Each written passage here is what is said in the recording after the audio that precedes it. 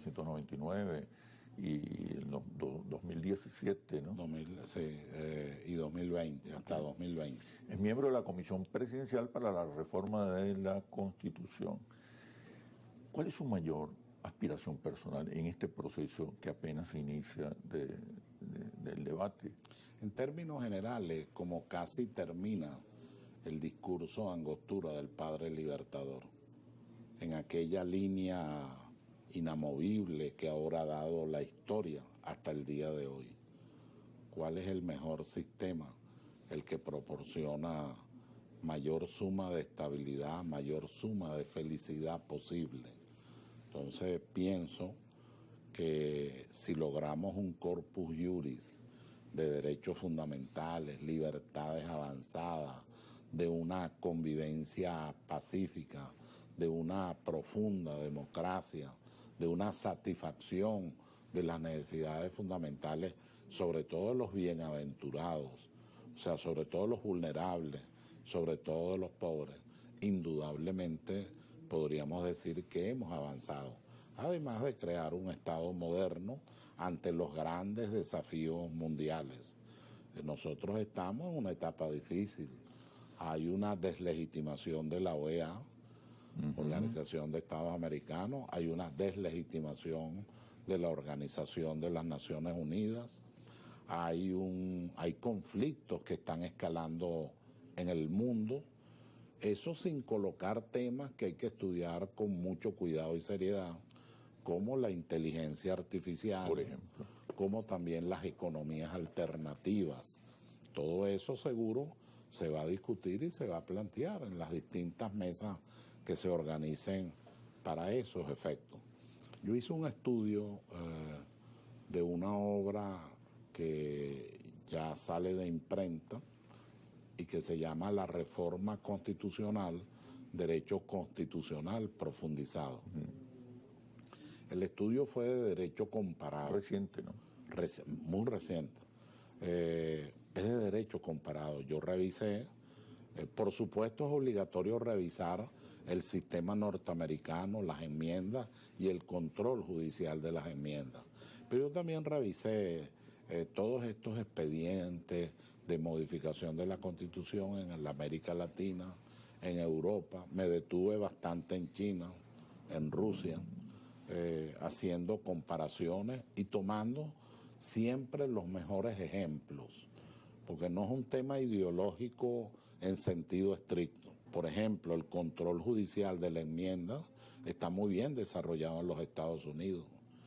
Por ejemplo, la manera autónoma como maneja el Estado chino el tema de la reforma constitucional es algo que hay que estudiar bien.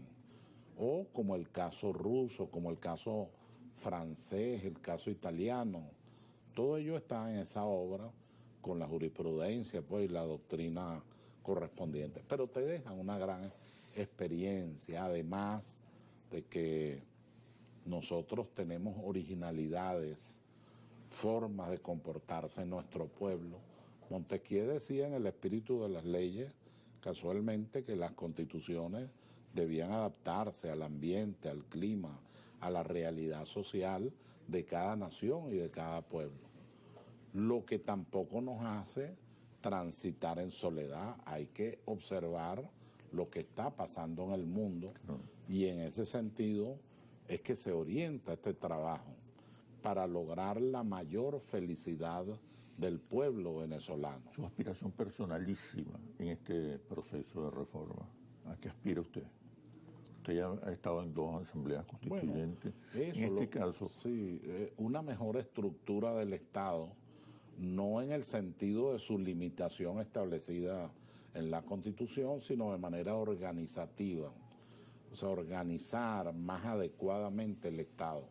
Yo, por ejemplo, creo que el artículo 5 que dice que la soberanía reside intransferiblemente en el pueblo, hay que darle una traducción, que todos los poderes del Estado tienen su origen en la soberanía popular, dice al final esa misma norma, eso tú tienes que darle una traducción para que podamos concretarla, para que podamos hablar de democracia popular y directa. Y la democracia siempre es pluralista. nunca es la imposición de un criterio sobre otro, nunca es la visión parcial, siempre es una visión progresiva, integral, de participación de todos los sectores, como estoy seguro que va a ocurrir. ¿Qué mensaje le enviaría usted a los venezolanos que en este momento sienten incertidumbre, amenaza, con relación a esta propuesta de reforma? Bueno, yo creo que el mensaje es la búsqueda de la paz, en primer lugar. Nosotros tenemos que elaborar ahí, tendrán que elaborarse ahí, cláusulas que tengan que ver directamente con la paz, pero también con la independencia, con la soberanía, con la inmunidad de nuestro pueblo, de nuestra nación, de nuestro Estado.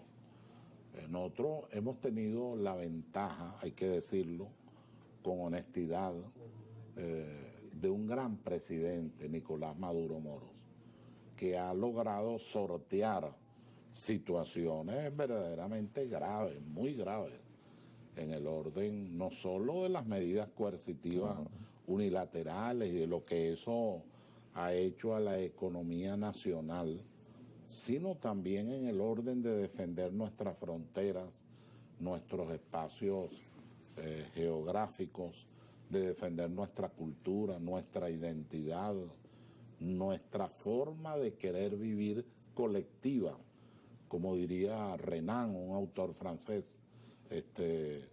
Eso lo ha defendido con mucho acierto y mucha sabiduría y con un gran manejo. Me recuerda a aquellos párrafos de La Tempestad de Shakespeare, citado, por cierto, por el comandante Hugo Chávez cuando se juramentó, entonces era Congreso, no Asamblea Nacional. Y él decía en su discurso, tempestad, tengo pueblo para enfrentarte. Pero era parafraseando las frases de Shakespeare. Quiero que, ya vamos al último bloque, no quiero dejar pasar el tema del Esequibo, de la Guyana Esequiba. El 11 de agosto habrá una, bueno, el Estado venezolano participará en una sesión de la Corte Internacional de Justicia y hará una contrarréplica. ¿En qué consiste? ¿Cuál es el estatus de la controversia con Guyana con relación al territorio Esequibo? Me responde cuando regresemos a los comerciales.